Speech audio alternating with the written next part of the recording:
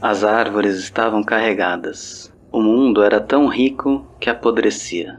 Quando Ana pensou que havia crianças e homens grandes com fome, a náusea subiu-lhe à garganta, como se ela estivesse grávida e abandonada. A moral do jardim era outra. Agora que o cego a guiara até ele, estremecia nos primeiros passos de um mundo faiscante, sombrio, onde vitórias régias boiavam monstruosas. As pequenas flores espalhadas na relva não lhe pareciam amarelas ou rosadas, mas cor de mau ouro e escarlates. A decomposição era profunda, perfumada, mas todas as pesadas coisas ela via com a cabeça rodeada por um enxame de insetos, enviados pela vida mais fina do mundo. A brisa se insinuava entre as flores. Ana mais adivinhava que sentia o seu cheiro adocicado. O jardim era tão bonito que ela teve medo do inferno. Era quase noite agora, e tudo parecia cheio, pesado. Um esquilo voou na sombra. Sob os pés, a terra estava fofa. Ana aspirava, com delícia. Era fascinante, e ela sentia nojo. De Clarice Lispector, Amor, em Laços de Família. Editora Rocco, 2009.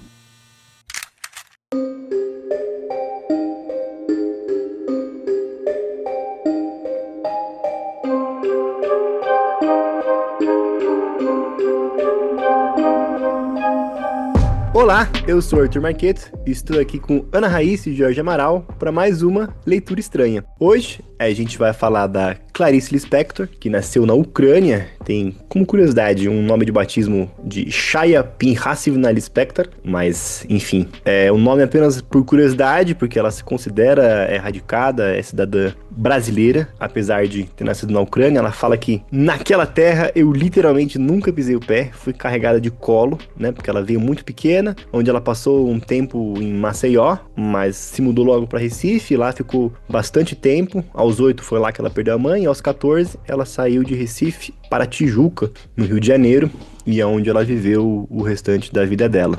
Enfim, ela estudou Direito na Universidade Federal do Rio de Janeiro, mas ela tem a atuação toda dela na área de literatura, né? Então, tradutora, jornalista, escritora, colunista, contista, enfim, romancista. E é uma das escrituras mais influentes na literatura brasileira, né? Participou bastante dos períodos de estabelecimento das letras modernistas aqui no Brasil. É uma das maiores escritoras daqui do século XX. E acho que entre as principais obras dela, que as pessoas mais conhecem, então A Hora da Estrela, A Paixão Segundo GH, Água Viva e Laços de Família, que é uma coletânea de conto. E é nela que estão os dois contos que a gente vai conversar hoje, né? O Amor e o A Menor Mulher do Mundo. Mas antes da gente falar deles, vale aquele aviso sempre carinhoso de que a gente tá bolando a segunda temporada, mas se você gosta do Leitura Estranha e quer que a gente continue produzindo, a gente precisa do seu apoio pra gente conseguir fazer a manutenção e pagar a existência desse podcast. Atualmente estamos quase com metade do financiamento, no momento em que essa gravação está sendo feita, no final de setembro. Então, se você quiser ouvir a nossa segunda temporada, temos ideias, temos propostas, temos livros que podem entrar, e para isso acontecer a gente precisa do seu apoio. Então é só acessar apoia.se/leitura estranha. Lá você vai encontrar as nossas redes sociais, para onde você pode ir quando você quiser acompanhar e ver as novidades do que a gente está produzindo, do podcast. Também pode ver a relação de episódios e acompanhar como está o financiamento coletivo, quais são as nossas metas e o que a gente pode fazer para poder produzir as próximas temporadas.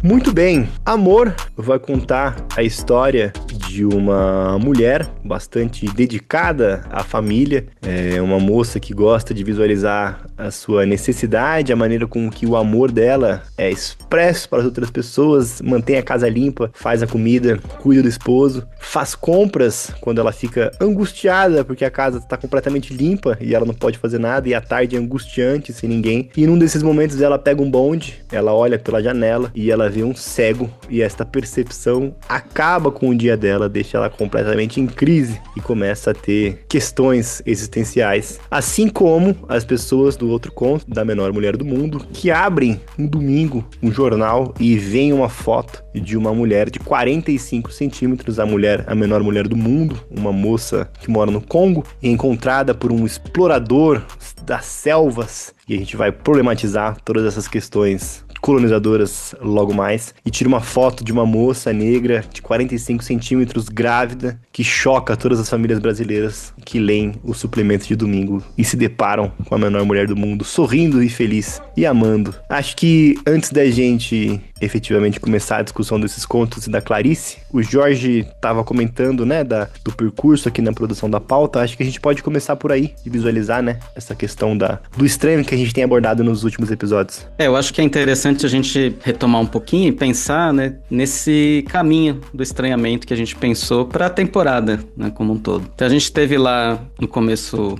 né, uma aula mais geral, assim, né, um podcast mais genérico sobre estranhamento. Depois a gente foi para um clima mais de monstruosidades, né, de questões que são realmente estranhas de uma maneira clara, assim, né, monstros que rompem com Lovecraft e tal. O que a gente teve depois, mais pro realismo mágico, com Rubião, com Cortázar, é já um tipo de estranhamento que parte de uma realidade mais ou menos cotidiana e alguma coisa ali distorce, né? Sendo que a gente problematizou bastante a questão de que os personagens em si não veem aquilo como estranho e tal, etc. Agora, eu vejo que com a Clarice e no próximo com a Vegetariana, a gente já entra num outro tipo de estranhamento, que é o que a gente pode pensar numa questão mais psicológica, até falando um pouquinho do ensaio O Estranho, do Freud, ou Infamiliar, como também já foi publicado, tem vários nomes. A gente pode pensar que esses contos, eles trabalham bastante a relação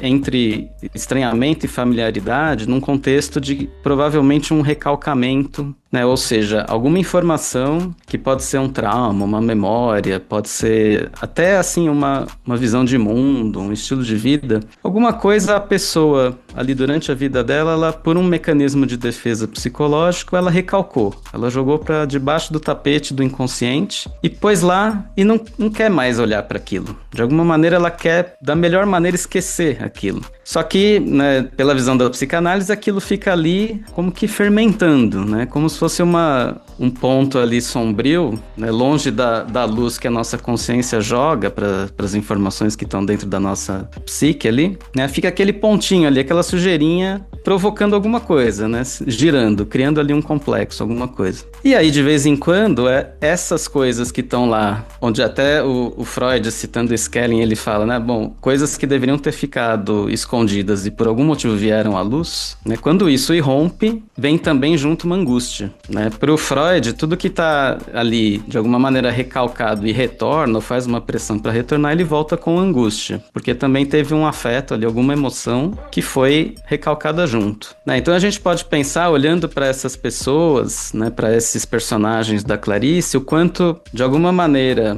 existe algo que eles sabiam, né? Era algo que era familiar, porque era parte da consciência da pessoa, mas isso foi escondido, isso não é visto, isso não é encarado. Ou porque a pessoa está tentando manter um papel social, isso fica bastante claro ali no conto O Amor, né? Porque ela até fala assim, eu de alguma maneira encaixei no papel de mulher, né? Encaixei como mulher, como se eu mesma tivesse criado esse papel. Ela fala isso, e ela conta também que antes ela tinha uma vida mais jovem, talvez antes do casamento, ali uma vida de felicidades, que aí ela encara até como sendo felicidades horríveis, né? E ela vai trabalhando justamente essas dualidades, né? Ela diz, apaziguara tão bem a vida, cuidara tanto para que esta não explodisse, mantinha tudo em serena compreensão, roupas eram claramente feitas para serem usadas, podia-se escolher pelo jornal o filme da noite, né? Então ela tinha ali uma construção de realidade que tapava aquele outro eu dela, que era mais feliz, que tinha sido mais empolgado, que tinha o momento dela, talvez adolescente, ali, jovem adulta, que tinha um outro tipo de vida, em que a felicidade realmente era, né, presente. E isso ela recalcou, ela colocou debaixo do tapete para se adequar a uma suposta vida feita ali de certos valores, uma vida classe média ali e tal, onde ela tinha que cuidar dos filhos, tinha que limpar os móveis todo dia, e aí vai aparecendo também os próprios mecanismos de defesa que ela usa, assim, né? Então eu tinha que limpar todo dia, acordava, já olhava o pó em cima dos móveis para não pensar em nada, então limpo. Quando tava tudo limpo, ela olhava e os filhos estavam na escola e ela não tinha que cozinhar, era um momento que a cabeça, né, que ela chama que é o momento trágico mágico da tarde, assim, na cabeça dela tinha espaço pra pensar, bom, qual é o sentido disso tudo, né? E aí ela rapidamente, bom, eu preciso fazer alguma coisa, então eu saio, vou fazer compra, eu vou no mercado, vou não sei o quê. E aí, quando, né, de alguma maneira isso vem à tona, e normalmente esse tipo de conteúdo recalcado, ele costuma vir à tona quando a gente projeta em alguém. Então a gente faz projeções, é como aquela coisa que, assim, uma coisa que irrita muito em alguém, que a gente olha, normalmente a gente tem na gente, né? Então, fulaninha, nossa, me irrita muito porque ele é, sei lá, arrogante. Aí você, será que você também não é um pouquinho arrogante? Chá revelação. E você não olha pra isso? Né?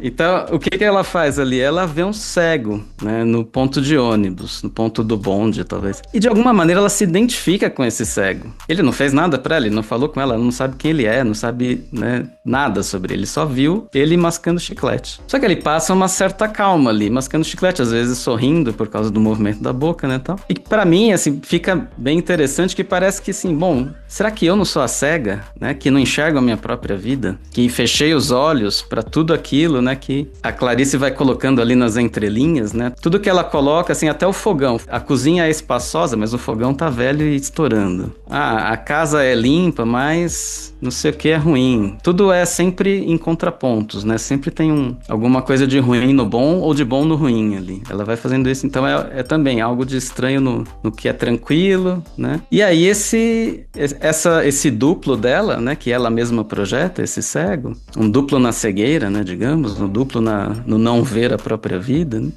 Joga pra ela essa angústia, né? Traz lá do inconsciente alguma coisa que balança ela, e aí é que se desenrola o conto, né? Em cima de toda essa angústia que ela vai tentando de alguma forma aplacar. Ela vai tentando de toda forma voltar para aquele estado, né? De um certo automatismo, né? Uma cegueira, uma certa forma de não enxergar que ela não é feliz, basicamente, né? Que ela tá vivendo e ela não consegue entender, bom, como assim, né?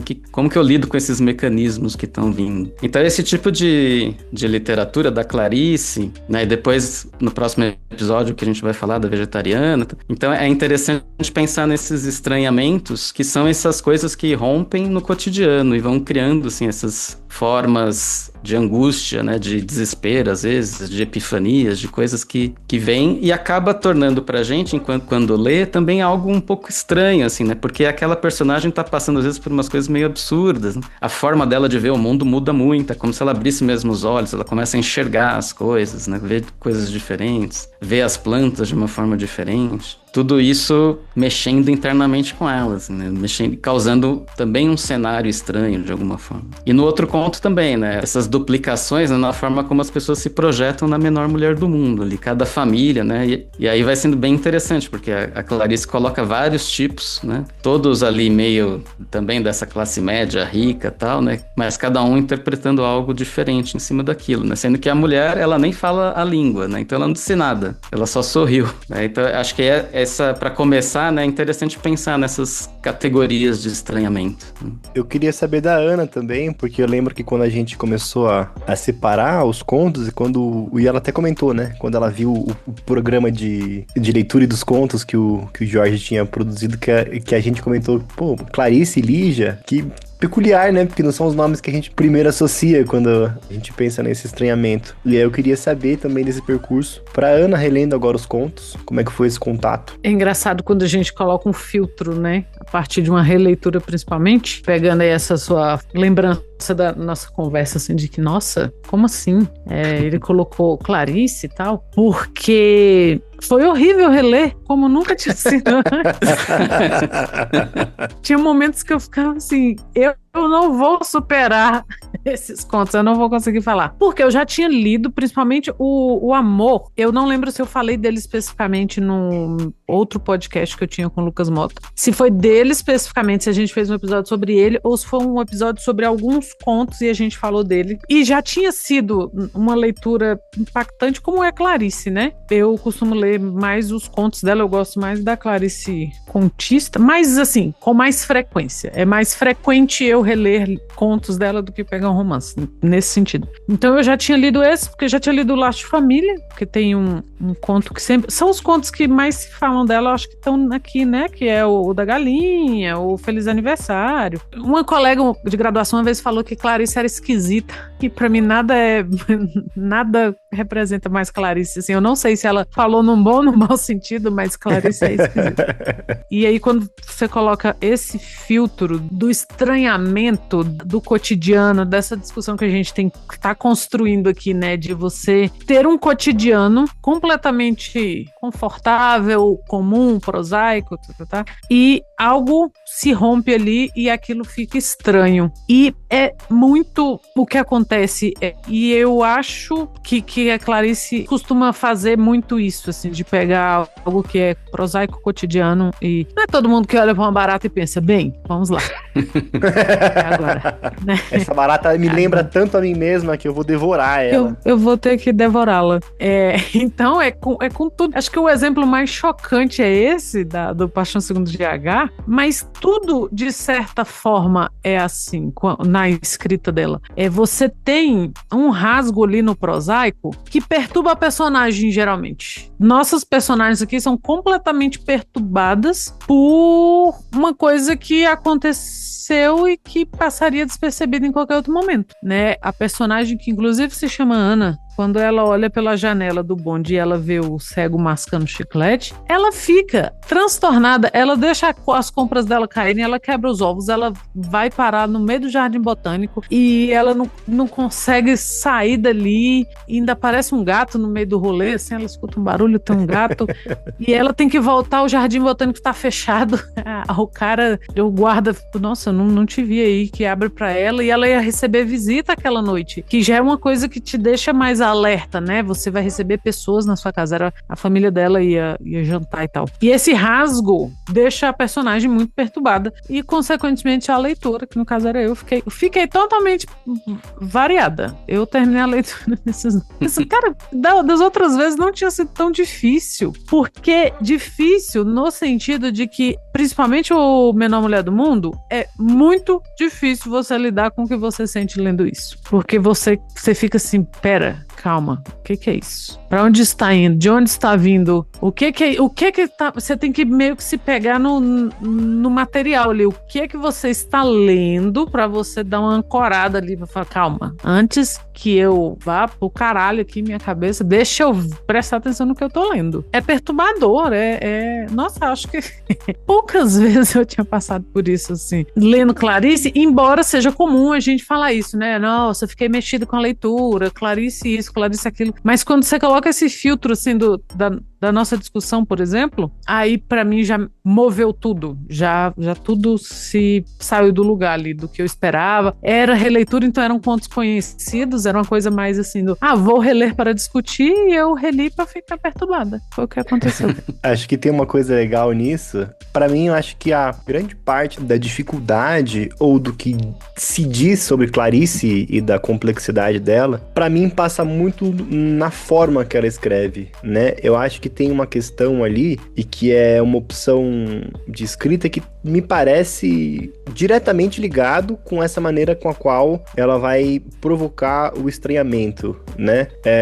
Eu acho que fica pra mim uma ideia, pra quem já leu Paixão Segundo GH talvez seja mais forte, de que ela tá, nesses contos e nessas narrativas que a gente tá destacando, tentando registrar na linguagem, na literatura, na narrativa, uma questão que essencialmente escapa à linguagem, né? Ela tá tentando registrar um momento de epifania, um momento de percepção, um momento em que a gente tem um estalo e a gente passa a sentir uma coisa e não necessariamente a gente consegue elaborar essa coisa, né? Acho que relaciona até com a questão do processo analítico que o Jorge estava falando, né? Que é essa ideia da percepção e a necessidade de elaborar essa percepção, esse trauma, enfim, o que quer que surja, numa narrativa, pra gente poder se relacionar com esse sentimento, né? E nem sempre esse é um processo fácil, esse é um processo, enfim, a profissão existe por um motivo. As pessoas fazem análise por um motivo muito claro, mas é a ideia de ter que lidar e trabalhar essas coisas, colocar uma narrativa num processo que é intuitivo, que é um processo que é fácil, que é um processo que é de uma coisa que eu vou sentar e escrever, e agora que eu entendi, que eu racionalizei isso, tá tudo compreendido. Toda a minha parte aqui que tava mal trabalhada, eu entendi. Agora foi. Ai, que beleza. Não é assim. E ela tá com essas personagens que estão nesse espaço de crise, de panela de pressão. E quando eles têm esse contato com esse outro elemento, começa a se elaborar uma narrativa de tentar prender, de tentar conter um momento que é um momento de reflexão muito intenso mental, né? Então, se a gente for pegar ali a Paixão Segundo GH, ela tá numa luta constante de tentar escrever e congelar um momento e uma percepção, porque ela sabe que no dia seguinte, que no momento seguinte, quando esse incômodo arrefecer, o normal vai voltar a se sobrepor a esse momento de iluminação. E ela tem que registrar essa percepção, essa sensação, essa mudança de chave o mais rápido possível, porque se ela deixar passar, o normal vai silenciar ela de novo. Não só nisso, nessa parte direta que ela tá colocando na literatura dela, que ela está explicitamente dizendo, preciso registrar isso antes que suma, mas ela vai passar também ao longo do livro todo do Paixão Segundo GH, falando do processo de informar coisas, né, de dar forma às coisas. Ela vai falar da pintura, vai falar da escultura, vai falar de uma série de questões filosóficas que vão passar ali em plano de fundo, e que é essa busca de tentar dar forma a uma coisa que é disforme, uma coisa que é fugidia, uma coisa que é tão complexa quanto essa epifania que escapa ao processo da linguagem. E aí eu acho que esses dois contos, eles vão um pouco nesse caminho, e eu acho que o Amor tem uma frase muito boa que eu sublinhei, que eu falei, cara, é tantas camadas no que ela tá dizendo aqui, que é diretamente relacionado ao que o Jorge falou, mas eu gosto particularmente do finalzinho, né, que é o momento em que ela fala, dela havia aos poucos emergido para descobrir que também sem a felicidade se vivia, abolindo-a, encontrar uma legião de pessoas antes invisíveis que viviam como quem trabalha. Olha que imagem maluca de você viver como se você trabalha, viver pra você é como trabalhar, é uma coisa que você faz na rotina, é uma coisa que você não necessariamente tá pensando em relação ali, é um viver automático. Eu acho que talvez seja nesse ponto que o Jorge estava comentando também, né? Eu fiquei pensando muito nessas três palavrinhas, né? Que vivem, não são três palavrinhas agora, eu ia falar vivem que trabalham, mas peço perdão pela minha contagem, é sexta de noite. Mas a ideia do que vivem como quem trabalha, eu gostei muito dessa perspectiva, porque pra mim parece esse momento de ruptura específico, assim. Uma vida que é vista como um trabalho e não como uma vida, é uma vida já muito enfraquecida, né? Muito fora de muito sem simbolismo, muito pobre nesse sentido, né? Acho que é isso que ficou pra mim, assim, dessa percepção do cotidiano nesse estranhamento, né? Pensando que a gente comentou lá no primeiro episódio, que uma das coisas do estranhamento pode ser também, né? Dar uma nova luz ao que é conhecido. É interessante que nessa frase que você citou, em seguida ela fala assim, que como quem trabalha com persistência, continuidade e alegria. Como se essas coisas fossem boas nesse contexto, né? Exato. Eu acho que, né, isso que você estava falando, tem uma precisão na escolha das palavras, né? Porque é isso, ela vai sobrepondo uma com a outra, assim, né? Como se uma fosse boa, a outra fosse ruim. Qual que é a certa ali, né, naquele contexto, né? Qual que é a que diz respeito da Ana verdadeira ali, né? E aí ela até fala que ela tinha filhos verdadeiros, marido verdadeiro, né? Mas será que ela era verdadeira, né? Ela não, ela era falsa, né? Ela era alguma coisa construída para ser a mulher, né? Para ser alguma coisa. Então tem assim uma precisão, né? Em cada frase dela parece que ela escolheu exatamente aquilo que vai criar uma contradição dentro da própria informação que ela está passando, né? Ali ela diz, criar em troca algo enfim compreensível, uma vida de adulto. Assim ela o quiser e escolhera. Será que sim? Ou será que ela foi imposta? Né? Então, a vida de adulto também é um papel. E aí ela vai colocando essas contradições. Ela sentia fascínio e nojo, né? Ela quer abraçar o filho, mas sente uma repulsa também. Então, é o tempo inteiro, né? Essa dualidade dentro dela. E acho que é bem isso que você falou. É um momento de epifania, né? Um momento que cai a ficha. E que ela não sabe se abraça a ficha, né? Ou se joga longe. E fica nessa dualidade, né? Fica nessa... E aí, o texto é angustiado, né, de alguma maneira, assim. A escolha das palavras transforma o texto em algo que vai nos angustiando junto, assim, porque a gente não consegue também saber é bom ou ruim, né? É para ser... Qual caminho aqui? Que ela não tá em nenhum caminho, ela tá justamente num limiar, né, entre as duas coisas, assim, tentando ali se situar de alguma maneira. E aí a cena do parque é linda nesse sentido, porque ali tudo é beleza e é feio, é vida e é morte, é podre e é, né, algo brotando. Qual que é a parte que é a vida dela, Nina? É o podre ou é o brotando? Ou é as duas coisas ao mesmo tempo, né? O que ela vai se identificar? E ela não consegue se identificar com nada, assim, a princípio. E aí volta pra casa, e aí eles têm lá um jantar em que eles ficam satisfeitos em não ter nenhum conflito, né? Eles, com felicidade, evitam qualquer tópico, né? Ou seja, mais um automatismo, mais alguma coisa, né? Sem pensar, sem entrar superficial, assim, né? Tem uma superficialidade. E o bonde é como se fosse a vida dela, né? Tanto que ela diz que perde o momento de pular fora, né? Ou seja, eu também já passei da hora de sair dessa vida, né? E quando ela perde o bonde, ela cai lá num jardim, né? Numa coisa meio jardim do Éden, assim, né? Será que eu vou renascer aqui de alguma maneira? E é muito legal isso que você tá falando, porque é essa construção da dualidade, mais uma vez, também pela forma, né? Porque é o que ela não deixa de dizer. Se ela tá dizendo X, é porque tem o Y ao contrário, né? Se o marido e a casa são perfeitos, o que ela tá dizendo, o que isso diz sobre ela, né? Que é uma coisa que tá fora do texto. É uma dualidade que não tá ali, né? É o jogo com não dito também.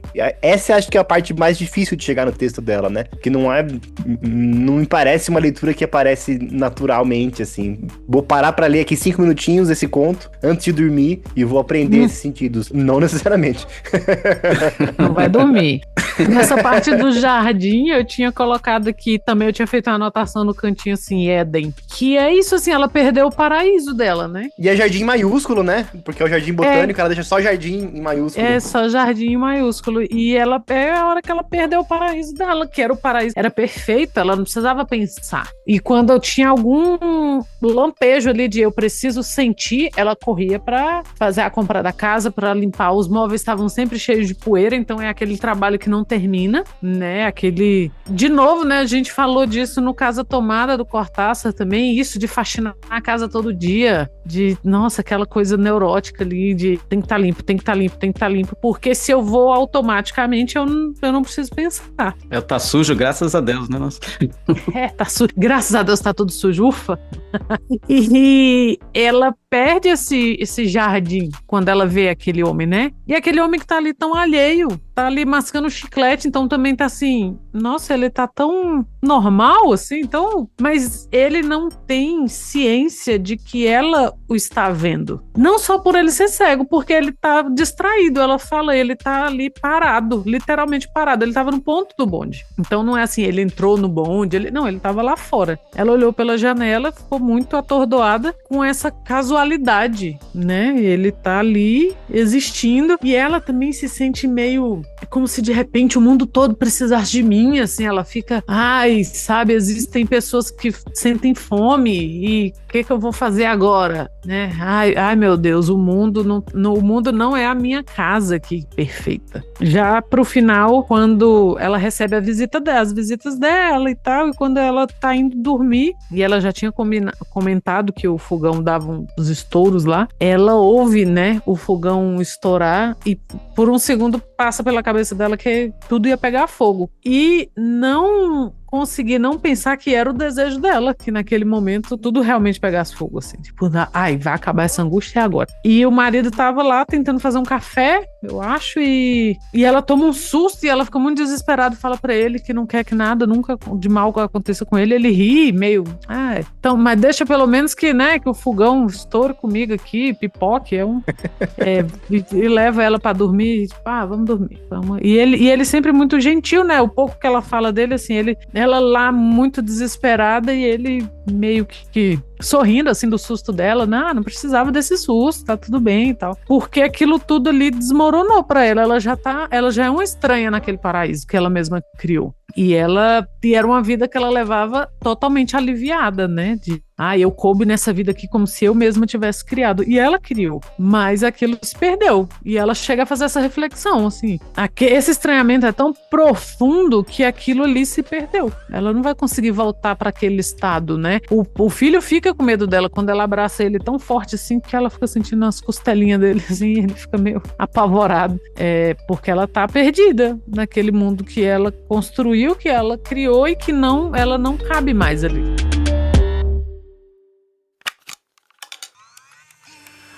Em outro apartamento, uma senhora teve tal perversa ternura pela pequenez da mulher africana que, sendo tão melhor prevenir que remediar, jamais se deveria deixar a pequena flor sozinha com a ternura da senhora. Quem sabe a que escuridão de amor pode chegar o carinho? A senhora passou um dia perturbada, dir-se-ia tomada pela saudade. Aliás, era primavera, uma bondade perigosa estava no ar.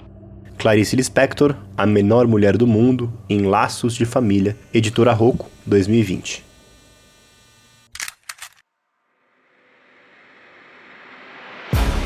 Aproveitando que o segundo tópico pra gente abordar, o segundo tema que a gente tinha separado desses contos era uma questão de dualidade, ouvindo vocês falarem da faxina e desse paraíso, eu lembrei de uma coisa que eu vi quando eu fui estudar tricksters, que são as entidades de deuses muito específicas que são simploriamente traduzidos como trapaceiros, mas que carregam em si uma série de coisas.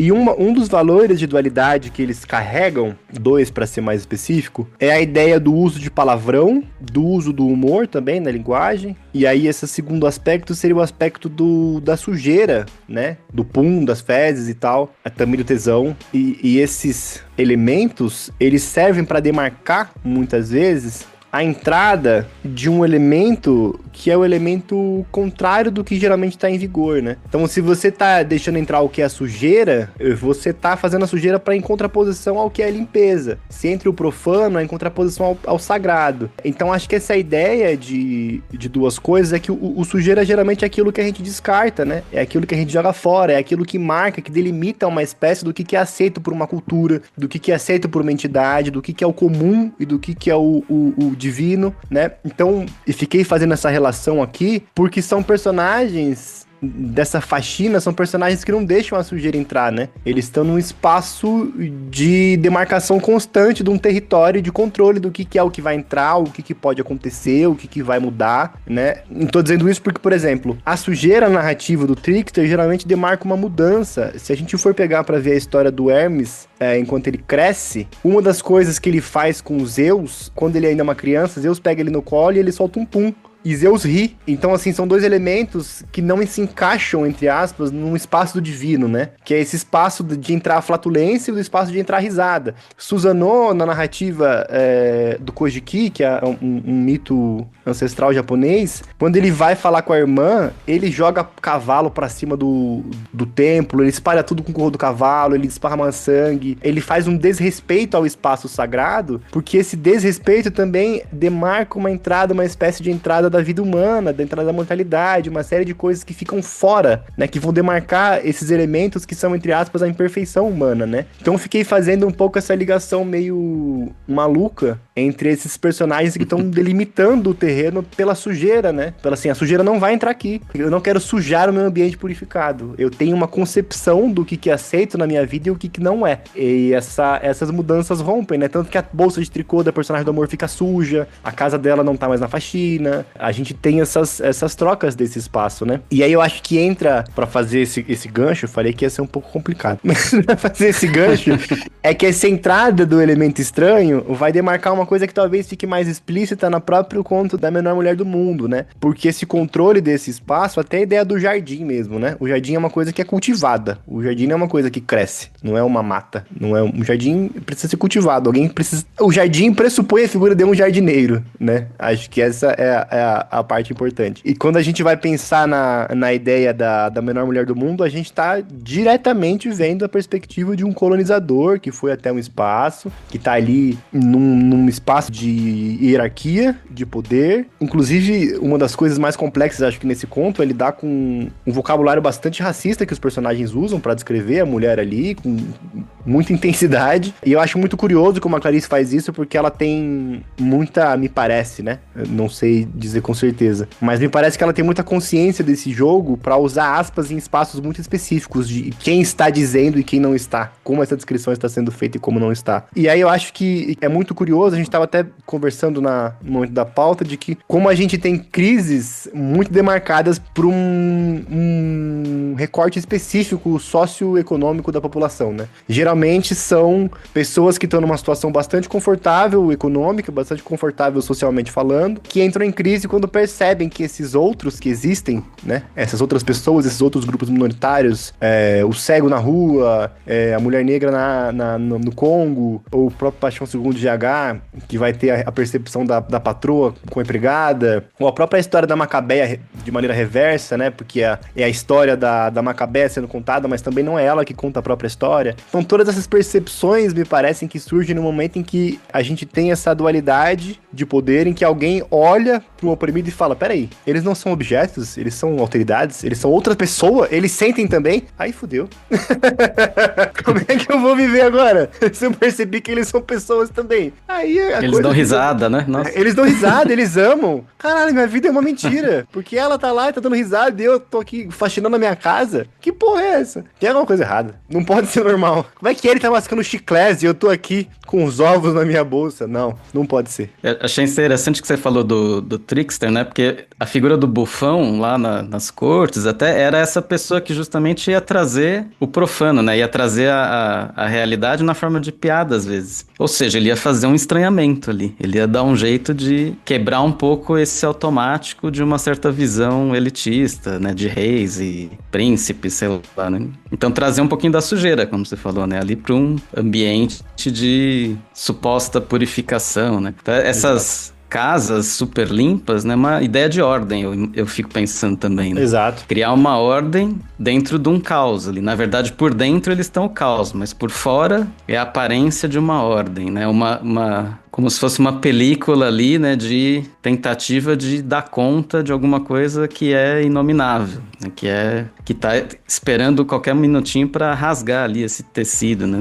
Essa tentativa racionalista de ordenar, de criar máscaras, né? De criar alguma forma de contenção, né? Então, conter a poeira é quase como se fosse conter essa sujeira interna também. E acho que a Menor Mulher do Mundo, ela mostra isso de uma forma, de várias formas, né? Tem ali 5 ou 6, né? Famílias diferentes e cada uma nos seus automatismos, nas suas contenções ali, né? Nas suas formas de jogar para essa alteridade, né? Alguma coisa que é delas, né? Uma inveja, né? Alguma forma de amor estranha, alguma forma de possessividade, né? Mostra ali muito isso, né? A ideia de coisa, né? De coisificação, de teve uma que comentou assim, nossa, imagina ela aqui em casa servindo a mesa. Ai, que absurdo. Ainda mais grávida, né? Ainda mais, nossa, é tão pequenininha e grávida. Imagina ela aqui servindo a mesa, que bonitinho. E assim, era uma coisa que pra ela era muito positiva, né? Oh, que gracinha.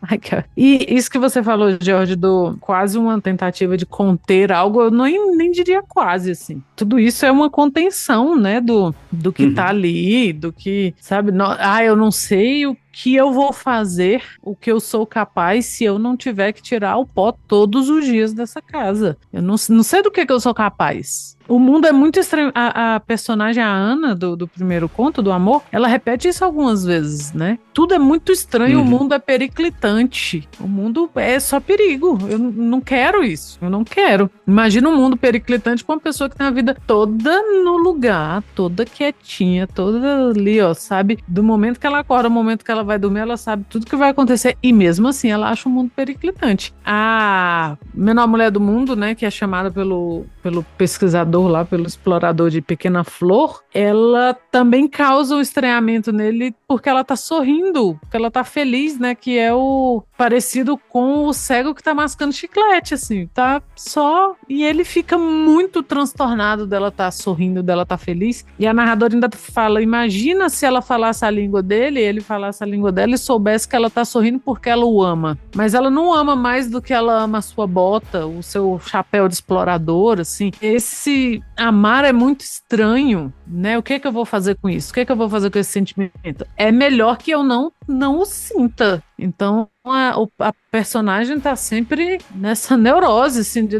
não posso amar. Não, tem que fazer as coisas certinho aqui, que é pra não correr o risco. Porque é isso, assim, não é nem, eu não sei o que eu sou capaz de fazer e eu posso fazer algo horrível. Não, eu posso talvez amar ou gostar de algo, isso já é horrível o suficiente. Não, vamos manter aqui, ó, tudo em ordem. Eu gosto muito dessa parte, talvez o Jorge possa aprofundar também, porque eu acho que essa parte que ela fala, ele ama a bota, eu amo dinheiro, eu amo ele, porque tudo faz parte da mesma coisa. Então a gente tá vendo essa dualidade do limpo e do sujo, do colonizador e do colonizado, e o olhar da Pequena Flor vai inverter tudo isso, né? Ela vai falar, existe as coisas, você pode casar por uma pessoa por dinheiro, porque o dinheiro também faz parte dela. Não existe essa diferença entre o que é natural e o que é cultural, as coisas estão juntas, né? Acho que tem duas coisas interessantes aí, né? Uma é essa fusão, né? Que a gente pode até pensar numa fusão natureza-cultura, né? O corpo, mercadoria, corpo e sentimento, né? Mas tem também um desnudar de uma hipocrisia, que parece que a menor mulher do mundo, ela simplesmente não é hipócrita. Ela está feliz porque ela não foi comida hoje, né? Ela está feliz porque está viva. E ela ama o que ela está olhando e está achando legal, assim. Ela ama ele não porque ele é especial, mas porque ele tem uma cor engraçada e porque a bota dele é bonita, né? Ela pode amar por coisas assim. Ela não precisa amar por causa de um sentimento sublime, nobre, especial, que se ama, né? E aí ela vai mostrando, a Clarice vai mostrando nas famílias, né, que ela traz, o quanto tem essa hipocrisia, né? Que as pessoas odeiam os filhos, mas estão ali, né? Colocando terno neles, fazendo, né, toda uma fachada de amor, né, de dedicação. E a Ana do primeiro conto é aquela fachada de, nossa, eu sou dedicada, faço comida, limpo, não sei o quê, mas queria pôr fogo na casa, né? E no final ainda fala que ela sopra a chama do dia ali, né? Quando ela apaga, como se ela apagasse uma vela, ela apaga ela mesma, né? A chama dela. Então, e a menor mulher do mundo, ela não é hipócrita. Ela é feliz porque ela existe, ela é feliz porque realmente ela não foi devorada hoje, né? E o caçador ali, né, o descobridor dela, né, que ela só existe a partir do momento que ele descobre, parece, né, sendo que ela sempre esteve ali, né, a visão colonizadora dele, ele fica ali desconcertado porque ele não sabe como reagir àquilo, ele não sabe como não ser hipócrita, sendo que ele olha pra ela e fala, pequena flor, não sei o que, mas ele tá olhando pra ela como uma pequena esmeralda, ou seja, com valor financeiro, e logo joga nos jornais, né, faz mídia com ela, né, que é ficar famoso e tal, então ele tem todo um interesse, mas ele se mostra ali todo condescendente, né, assim, coitadinha, né, dessa... E ela não é coitadinha, ela não se sente coitadinha, né? Ela tá na vida dela, fazendo o que ela precisa fazer e tal. E os outros também vão falar, nossa, tadinha dela, tá lá, grávida e tal, podia estar aqui, a gente podia estar cuidando, podia estar sendo a criada, podia estar sendo o brinquedo da filha, ou seja, sempre como também um objeto, né, sempre como o que é esse amor, né, então. E aí tem essas dualidades, né, também, que fica claro, né, a parte cultural, o jornal, né, onde sai a notícia, a maneira como as pessoas encaram, e algo que seria a natureza que deve ser explorada, que deve ser destruída, que deve ser colonizada, que deve ser posta no jornal para ser, né, virar anúncio de alguma maneira, e que a menor mulher, ela também é colocada junto com a natureza. Então, os não humanos, né, os indígenas e todo o resto é visto como algo a ser explorado, né, que é justamente o problema que a gente tem hoje, que a natureza foi tão explorada que está caótica, né? Tem aí a mudança climática e a crise ambiental para nos provar, né? Então acho que fica bem evidente também essas dualidades ali. Eu gosto particularmente depois que ela faz esse panorama em várias famílias, em várias situações hipócritas, como você descreveu, ou várias famílias com essas relações duais, enfim, como a gente quiser estabelecer essa relação entre sujo e limpo, entre a relação delas com a própria vida, e ela volta para a Pequena Flor e ela fala que ela continuou fluindo o próprio riso macio, ela que não estava sendo devorada. Não ser devorada é o sentimento mais perfeito. Não ser devorada é o objetivo secreto de toda a vida. Ou seja, é basicamente isso, né? É a ideia de, hoje eu estou vivo. É isso que importa. É isso que tá valendo. E fluir a partir daí, né? Acho que é a grande questão que tá aí. E fazer um parênteses antes da gente continuar a conversa, é que se você por algum acaso, já tentou ler Donna Haraway e percebeu quão difícil era ela e quão complexo era o que aquela mulher fica articulando entre os pensamentos que ela coloca, quando ela vai pensar no corpo ciborgue, é justamente isso que o Jorge comentou agora há pouco, né? Essa questão do corpo e seus apetrechos, é isso, porque o corpo ele tá ligado com tudo aquilo também, e que o envolve, que a gente caracteriza como cultura. Pode ser uma maneira bastante simples de você se aproximar e entender que as complexidades, né? Claro que não é só isso, mas é um bom ponto de partida caso você tenha essa dificuldade, porque a Donna Haraway, eu adoro ela, mas ela é bem difícil. Tem uma outra coisa muito legal que eu acho que entra nessa logística que eu tava falando, né, da ideia do corpo do ciborgue, é que me parece muito interessante que além de jogar com essas questões das existências da hierarquia, a Clarice sempre vai pra uma coisa bastante corporal, quase grotesca, né, quando ela vai mostrar essa questão do osso e da percepção, né. A gente tem, claro, as descrições bastante visuais e perceptíveis no Paixão Segundo GH da gosma, da barata, dela comendo, da percepção corporal, do vômito e tal, mas enfim, como o meu outro grande contato com ela tinha sido da Macabeia e do Felicidade Clandestina, que são narrativas bem mais tranquilas nesse sentido, eu achei muito interessante rever essa questão nesses contos, percebendo como ela puxa pra essa materialidade, né, pra esse concreto, pro sujo, talvez, de novo, né, a ideia de falar do próprio jardim botânico, da questão dos corpos, dos animais, dos objetos, das vidas não humanas ali, com que ela vai se relacionando, com a questão do podre, com toda essa questão da própria descrição corporal dos personagens, da menor mulher do mundo, que ela puxa muito pra essa parte, né, eu não tinha tido essa percepção de como essa descrição servia tanto pra ancorar essa virada do ponto de vista dos personagens da Clarice Lispector, assim. Eu fiquei bastante surpreso, assim, bastante contente de encontrar esse elemento, porque beleza, a gente tem essas viradas importantes também no Felicidade Clandestina, que é um conto, né, da menina que pega um livro emprestado e ela descobre que a outra menina é uma pessoa horrível. Bom, a gente tem uma virada, mas é uma virada muito mais ingênua e muito mais fofinha e menos grotesca nesse sentido, né, mas gosto de ver como isso aparece, porque, enfim, como disse no episódio do Murilo Rubião, me parece que essas construções mais grotescas, mais por um lado mais negativo, elas sempre são deixadas de lado, né, quando a gente vai pensar em literatura brasileira e na tradição da literatura brasileira.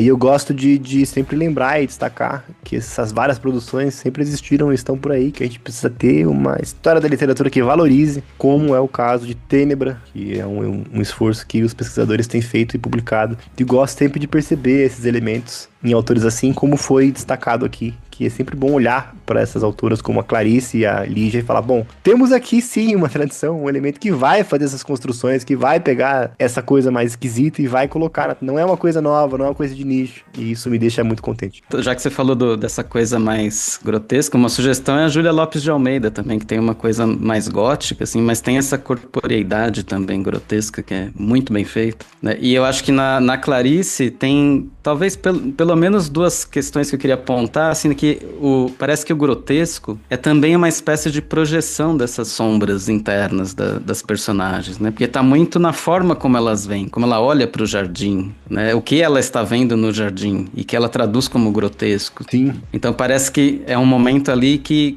sai, né, um pouco. Ela tá pondo pra fora um pouco daquela coisa da sujeira, né, que tava dentro dela mesmo. E aí, a partir disso, ela começa a olhar aquele jardim com esse olhar e ela até fala assim, é como se fosse um inferno, né? O que podia ser o jardim do Éden, na verdade, é como se fosse um inferno pra ela, que tá cheio de desejo, vontade, vida. E as árvores riem dela, né? Isso é o mais maluco. Ela vai embora de casa porque as árvores estão rindo dela. Tipo, caraca, o que você tá vendo aí nesse jardim, mulher? Né?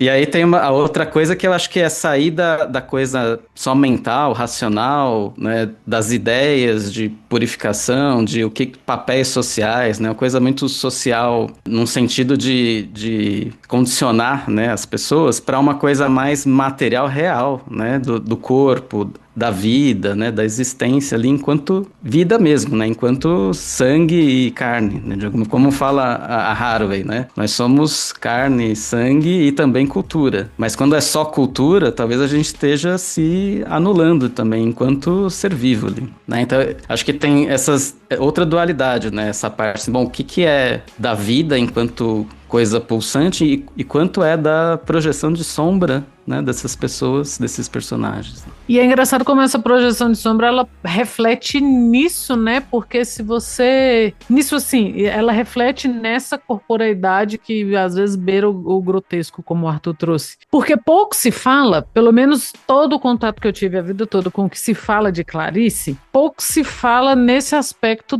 da corporeidade. O máximo que se toca é do... né, a barata, que nojo. Mas tudo tem isso, né? Os ovos, ela quando a Ana tá no bonde, e aí ela tá tão absorta olhando aquele homem lá fora que o bonde arranca, e quem nunca, né, derrubou as coisas quando o ônibus dá aquele puxão, e ela tava com as compras, e as compras rolam, que é o maior pesadelo de quem anda de ônibus, as suas compras saírem rolando, e os ovos quebram, e aí é uma bolsa, uma sacola de feira que ela mesma tricotou, crochetou, e quando ela levanta, os ovos estão vazando, assim, né, a gema tá escorrendo, e ela fala que, até comenta que perde a maciez que ela tinha feito, né, aquela bolsa, e agora ela tava áspera, assim, não era mais a mesma bolsa. Então tem isso, a bolsa estava áspera, os ovos quebraram, esse sentimento de tá todo mundo te olhando porque suas coisas caíram no chão, porque você estava desatento ali, porque pelo visto um costume milenar dos motoristas de ônibus, sai arrastando as pessoas, não é de hoje, e tá tudo ali, né? Quando ela tá no jardim, ela fala, as plantas são úmidas, as árvores estão úmidas, estão molhadas, as coisas são viscosas, o gato, ela percebe que tem um movimento, e aí ela procura para ver, o gato é um contraponto àquilo, né? Ele é muito macio, e ele é quase imperceptível quando chega, e ele é quase imperceptível quando vai, mas todo o resto é quente, é úmido, é viscoso, o fogão tá ali dando a ideia ali que um dia vai dar ruim naquela cozinha, é um costume dos contos dela ter isso, né? No Laços de Família, aliás, no Feliz Aniversário, é o aniversário da avó, e aí a família se reúne pra cantar parabéns, isso aqui, e chega uma hora que a velha cospe, e fica todo mundo meio, mamãe, pelo amor de Deus, e tal. E é uma coisa que não se fala, né? Eu cheguei a comentar aqui no nosso primeiro episódio, que quando a gente fala dessa literatura que as pessoas chamam de séria, a gente não quer admitir certas coisas do tipo José Saramago, ficção científica, sei lá, ou que Clarice Lispector pode ser mais esquisita do que a gente quer admitir que ela é esquisita. Porque não é um esquisito fino, um esquisito psicológico, assim, ó, do pescoço para cima, porque ela traz reflexões profundas. Não, é isso, assim, a galinha que põe um ovo e sai desesperado pelo quintal, e aquele ovo rola, não rola, quebra, não quebra, e, sabe, é tudo, sempre tem esse aspecto estranho, mas muito físico, que pra dar um nojinho ali no negócio. A Clarice, ela acho que ela tava sempre meio nojada pelas coisas, assim, então ela devia passar isso pros contos dela. E é muito interessante, porque aí, tentando fazer um gancho, para deixar mais claro o que eu tava querendo dizer, é justamente isso. Admitir que a Clarice tem isso é deixar a sujeira entrar na limpeza do que é a construção da história da literatura brasileira. Sim. Como assim? Como que isso pode acontecer? Aí é muito estranho, né? Não, aí é estranho demais, não dá.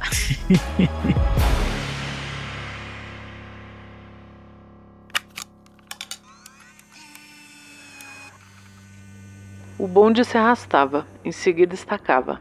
Até o Maitá tinha tempo de descansar. Foi então que olhou para o homem parado no ponto. A diferença entre ele e os outros é que ele estava realmente parado. De pé, suas mãos se mantinham avançadas. Era um cego. O que havia mais que fizesse Ana se aprumar em desconfiança?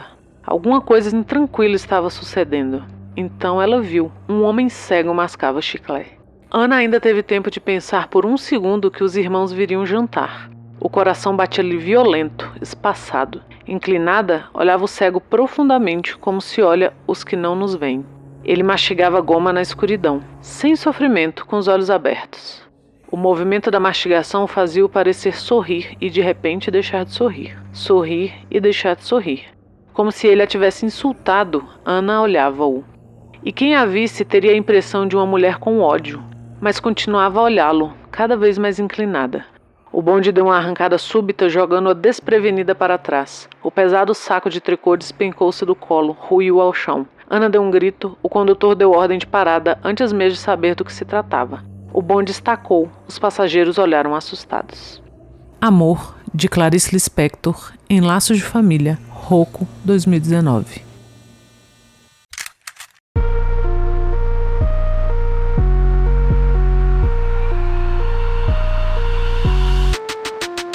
Acho que a última coisa que a gente pode falar, as duas últimas, né? É uma questão de uma temática que aparece nas histórias dela, nesses aqui que a gente separou, que é justamente o amor, o nome de um dos contos. E a outra questão que a gente pode falar também e retomar essa questão do corpo mais pro final do episódio é a própria ideia da maternidade, né? Como um elemento simbólico que aparece recorrentemente. Eu queria falar dessa questão do amor porque me parece que tem uma continuidade no que ela propõe nas narrativas, que é a união dessa percepção de amor e inferno, né? Ela cita no último parágrafo que o Jorge comentou agora há pouco, da pequena flama, mas eu queria retomar o começo desse parágrafo, que é: e se atravessara o amor e o seu inferno, penteava-se agora diante do espelho, por um instante, sem nenhum mundo no coração. Antes de se deitar, como se apagasse uma vela, soprou a pequena flama do dia. E aí eu queria, na verdade, retomar o que eu falei, porque é isso. Esta moça deste conto, ela passou pelo processo, pela epifania, pela percepção, pela ideia. Ela encontrou o amor e o inferno, que pra Clarice aparece aqui eu vou ler um pedacinho do GH, que aparecem quase como questões complementares no mesmo percurso. E depois disso tudo, depois de tentar preservar essa iluminação e essa epifania, ela volta pro normal. A flama apaga. Ela não tá mais nesse espaço do estranho, do esquisito, do incômodo, né? Ela tem essa flama apagada. O que é essa flama apagada? Pode ser uma série de questões que a gente tá discutindo aqui de interpretação dessa flama, mas ela fecha esse percurso, né? Ela tem a iluminação, ela passa por esse processo de estranhamento, ela tenta preservar isso e ela não consegue. Ela passa pelo amor e o seu inferno. Eu acho que isso fica muito evidente no Paixão Segundo GH, principalmente na segunda metade do texto, porque aí ela começa a ser muito explícita no percurso que ela tá propondo da GH com a barata, né? E ela vai falar muito especificamente do amor infernal que ela sentia pela barata, né? Porque no momento em que ela tá propondo ali a reflexão do que eu contei, né, de tentar fixar essa epifania, um dos caminhos que ela tenta colocar é refletir se de fato existe uma essência, e se essa essência existe, como é que eu faço para chegar até ela? Se ela é só uma percepção fugidia, se ela é um processo, se ela não é um destino, mas uma coisa eterna de vir a ser, né? E se é isso que acontece, então como é que eu passo por esta merda? Porque eu não vou conseguir, eu vou entrar em crise de novo, porque logo vai acabar. Então por que eu tô passando por essa bosta? E aí ela tem a relação com a lembrança que ela tem de uma figura masculina que aparece na narrativa, que aí no começo do capítulo ela fala: bom, eu vou te dizer o que eu nunca te disse antes, que é eu te amo, e depois ela fala: eu te disse antes, é fato, mas eu nunca te disse com essa sensação que eu tenho agora eu estou entendendo o que é o amor e estou dizendo para você, eu te amo. E aí ela começa a falar do que é encontrar esse divino, do que é esse inferno, e aí ela fala que essa percepção que ela tem do amor e da vida e dessas coisas que ela tá sentindo é o inferno, né? E aí ela coloca: o inferno é a boca que morde e come a carne viva que tem sangue, e quem é comido uiva com um regozijo no olho. O inferno é a dor como o gozo da matéria, e com o riso do gozo, as lágrimas escorrem de dor. E a lágrima que vem do riso de dor é o contrário da redenção. E ela coloca: o inferno era isso, a aceitação cruel da dor, a solene falta de piedade pelo próprio destino, amar mais o ritual de vida que a si próprio. Então, essa coisa de entender o amor e o inferno dele, pra ela tá muito em conjunto, né? Porque é perceber o que é o amor, o que é a vida de fato, e essa percepção só traz uma coisa, que é um inferno, que é a percepção de que, porra,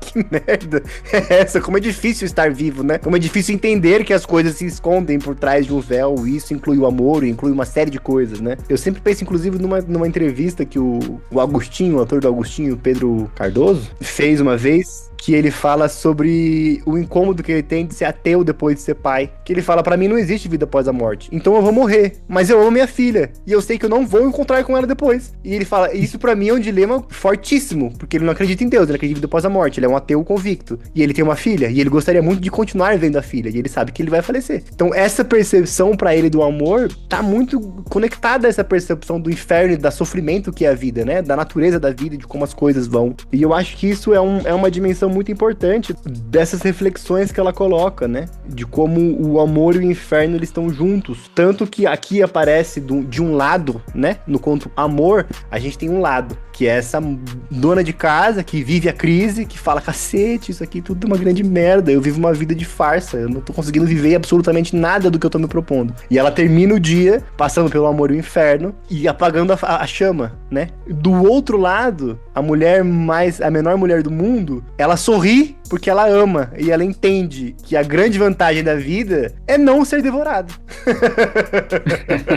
E é isso. E não é fácil não ser devorada, porque a gente fala assim, aí fica parecendo que é só, não fui devorada. Eles vivem em cima das árvores porque os bantus estão sempre caçando o povo dela. Exato. Então, assim, não é porque é fácil não ser devorada. Pelo contrário, é porque é iminente. Mas hoje logo mais ela será devorada. Então ela está muito feliz, ela logo mais, vem aí. Mas não hoje. Mas não hoje ela tá feliz. Mas será que as pessoas lá na cidade arrumando os cabelos no espelho também não vão ser devoradas, né? Com certeza. Esse é o medo das pessoas, né? Esse é o problema. Hoje. Elas não sabem que elas estão para ser devoradas. E aí, tá tudo bem. Eu fiquei pensando nessa citação que você trouxe, Arthur, né? Tem aí uma espécie de metafísica do amor e da maternidade, né? A maternidade está sempre implicada, né? Tem muitas mães, tem muitas crianças, tem muitas gravidez, né? A menor mulher do mundo tá grávida, inclusive, né? Por acaso. Tá grávida. Não lembro se a gente citou. E até tem o conto da galinha, que a galinha ela é perseguida para ser morta pro almoço, e aí quando ela põe o ovo e eles percebem, nossa, ela tava fugindo da gente, ela tava grávida enquanto isso, né? Porque ela pôs o... E aí tudo muda, né? Aí eles passam a amar a galinha, só que eles comem ela também depois de um tempo, né? Depois que passa isso, né? Então, né? E aí tem um trecho aqui da menor mulher do mundo que acho que também deixa isso bem claro, que é uma mãe se arrumando no espelho, como eu citei, ela fala assim, né? E considerou a cruel necessidade de amar, considerou a malignidade de nosso desejo de ser feliz. Considerou a ferocidade com que queremos brincar e o número de vezes em que mataremos por amor. Então olhou para o filho esperto como se olhasse para um perigoso estranho. Então, né, será que não é ele o perigoso que um dia vai devorá-la de alguma forma, por amor ainda por cima? Né? Então esse amor, a Clarice parece colocar aí como uma coisa que nos devora também, né? Porque temos essa cruel obrigação de amar, ou de parecer que estamos amando ali de alguma forma, de parecer que amamos essa vida, né, que ela constrói nesse trecho do GH, aí, né, que é essa vida de uma espécie de farsa, né, uma espécie de papel, né, que tem ali que ser obrigado a amar também, ser obrigado a amar a maternidade, ser obrigado a amar os filhos, o marido, o papel, né, de mulher, de esposa, tem que amar tudo isso, e esse amar é infernal, né, esse amar é amar o inferno, que talvez o paraíso seja lá o jardim, né, onde tá tudo rolando assim, sem essas necessidades, essas obrigações, essa crueldade da, né, obrigação de alguma forma, né? Então me parece muito que esse inferno é esses papéis sociais, né, de alguma maneira, assim. Certamente, porque os papéis sociais são o que devora, né, no fim das contas. Não é o outro povo e eu tenho que me esconder na árvore, é bem concreto. Aí o problema é concreto. Agora, quando é o papel, é a mãe perfeita, mas não ama o filho, ou o filho, né, é um garoto muito esperto, mas olha como se ele fosse o perigo, ou é a esposa perfeita, a irmã perfeita e tal. Isso também é periclitante, né, pra usar as palavras da primeira personagem. O filho, inclusive, é um perigo de fato latente ali, né? Que ele vê a mulher e fala, e se a gente pegar ela e colocar na cama do fulano? E a mãe fala, ô meu Deus do céu. Pra assustar, né? Pra assustar, e a mãe, meu Deus, menino, que ideia é essa? Vamos colocar um terno, vai. Vamos amarrar esse menino aqui amordaçar aqui, botar num terno arrumadinho pra ver se ele para de ser doido. E a Ana também fala que os filhos são lindos, estão crescendo, tomam banho, mas são mal criados. E exigem cada vez mais um tempo mais completo, né? Não basta mais. Sugam, tá bom, né? A mãe tá sempre exausta ali, mas a ama, é o papel que ela queria fazer, ela cabe muito bem, assim, ela acha, né? E é muito louco que essa questão do papel social da maternidade aparece muito em alguns textos, né? A troca e a questão de ter que usar esse papel como um papel natural, né? Quando a gente destacou isso no grupo da pauta, eu até fui folhear o GH pra lembrar de algumas coisas e, enfim, fazer alguns diálogos, e aí eu achei um trecho que ela vai trabalhar esse familiar e o trauma enquanto ela olha pra barata, né? Que ela vai falar de vez em quando por um leve átimo, a barata mexia as antenas. Seus olhos continuavam monotonamente a me olhar. Os 2 ovários neutros e férteis. Neles eu reconhecia meus 2 anônimos ovários neutros. E eu não queria.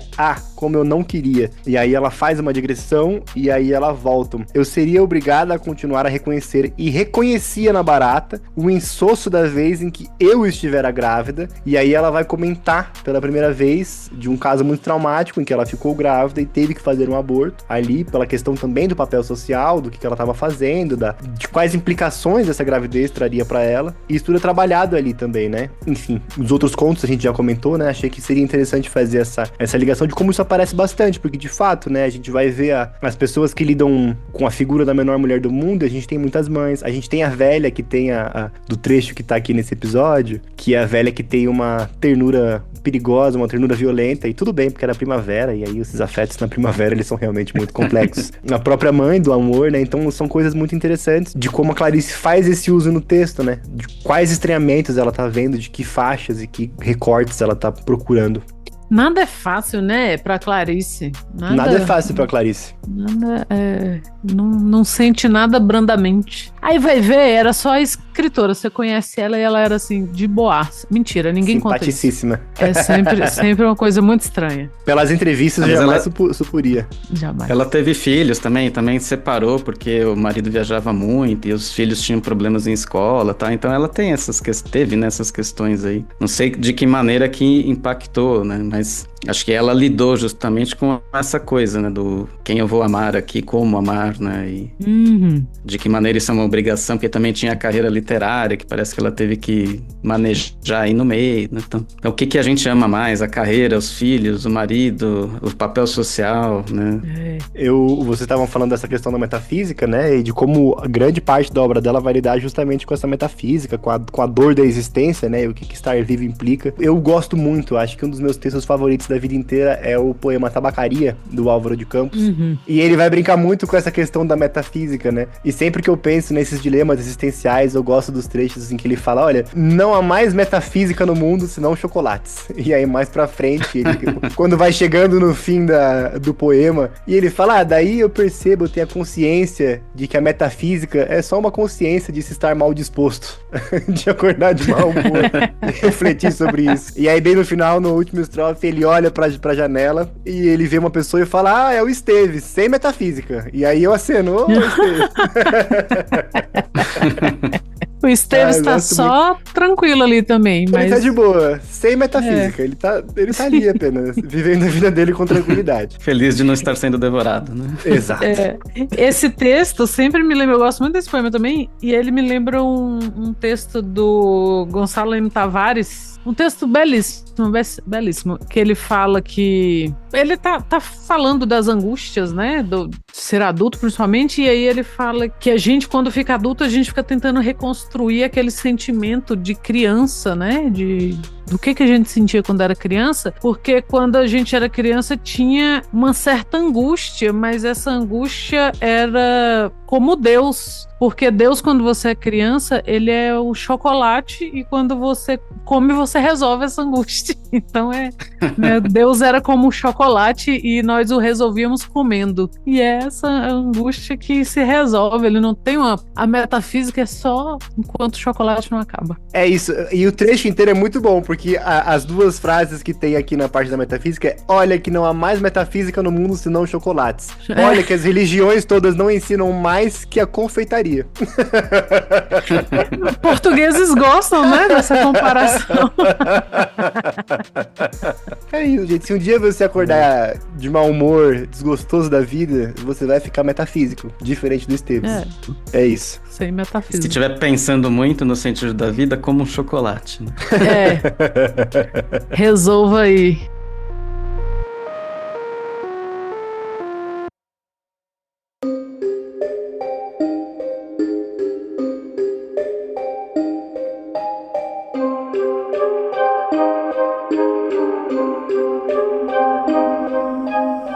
Muito bem, então essa foi mais uma leitura estranha. Curiosamente, jamais imaginei que terminaríamos um episódio sobre Clarice Lispector em tão alto astral. Estou positivamente surpreendido.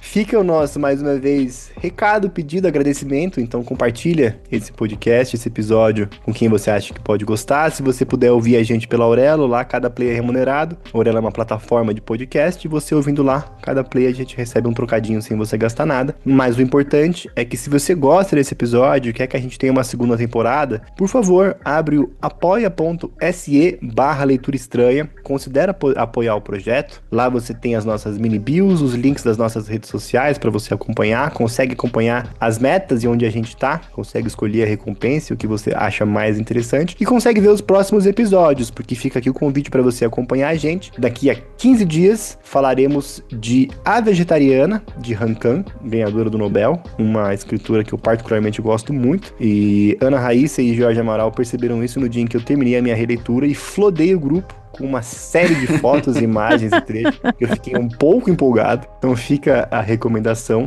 e a gente se vê daqui a 15 dias para mais uma leitura estranha.